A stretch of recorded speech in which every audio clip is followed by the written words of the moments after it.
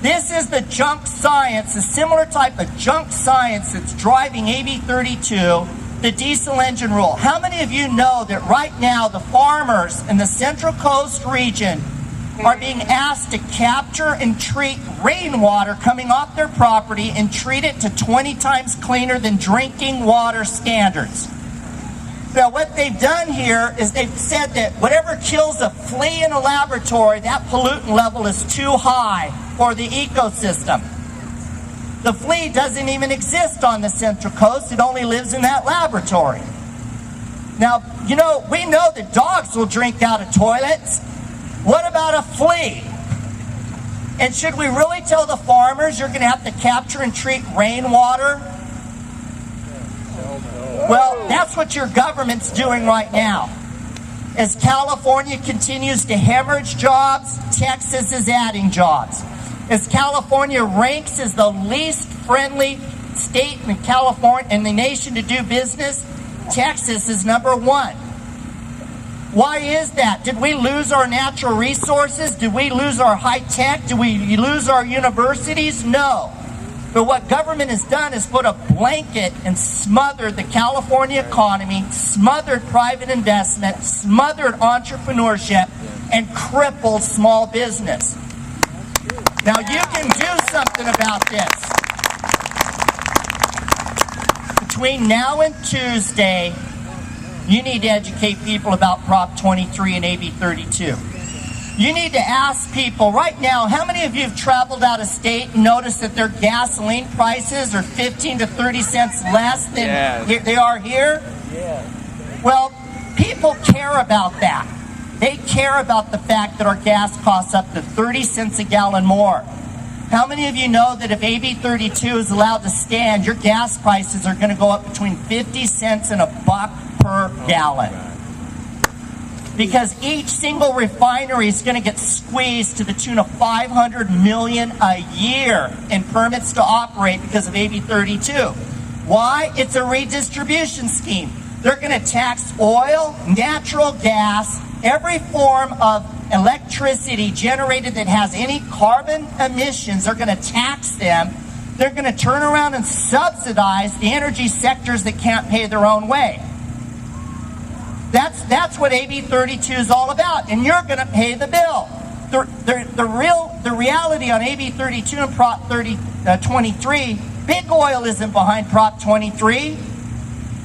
It's the little oil companies that are going to get squeezed by the majors, because the majors are actually investing in the alternative energy sector because they know they're going to get grants and underwriting and tax breaks from the feds, and you have to pay because you have no choice.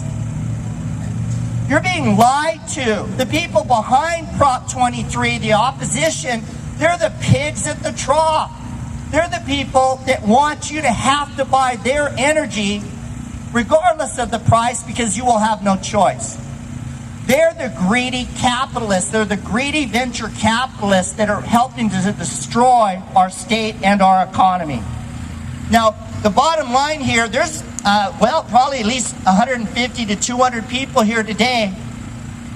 Between now and Tuesday, you can make phone calls, you can walk your block, you can send out emails. You can become mobilized. Today, you're getting addressed, you're being gathered, but the thing is what happens with you between now and Tuesday? What do you do? How do you multiply yourself? How do you multiply the information that you've got here, and that translates into political power? Now, you're fortunate here that you have Kevin McCarthy as your congressman. But you know, you go over the hill, and they're stuck with Lois Katz. Now, Lois Katz has the most gerrymandered district in the United States of America. It is literally 200 miles long, and at high tide, it disappears in some places. Now, Lois has agreed to one public debate in that district that's 200 miles long. Why is that? Well, in California, the dirty little secret is voters do not choose their representatives. Representatives choose their voters. And back in 2001, Lois Katz, Congresswoman Sanchez, and a group of other people each paid $20,000 each to the guy that drew the lines. They paid $20,000 each to the guy that drew the lines, and then the legislature adopted that plan. You don't choose your representatives, the representatives choose you. But how many people know that? So my job, I work for an organization called the Coalition of Labor, Agriculture, and Business. We've been around in Santa Barbara County for 20 years. We've been here in SLO for a year and a half. And what we've been trying to do is educate people about the cost of taxes, regulations, and the obfuscation of the land use and permitting process, the value of private property rights, the value of our constitutional rights, and we'd like to have you as members. And I've spoken in Sacramento at a number of tea parties. The tea parties in Santa Maria, we've had up to 2,000 people show up. But I'll tell you, because these congressional lines and assembly lines and state Senate lines cross county borders, we've got to stand united. We've got to start working not just in our community, but among our communities.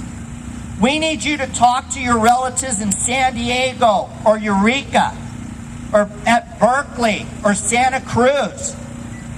You know, because there's 2 million people unemployed in this state right now.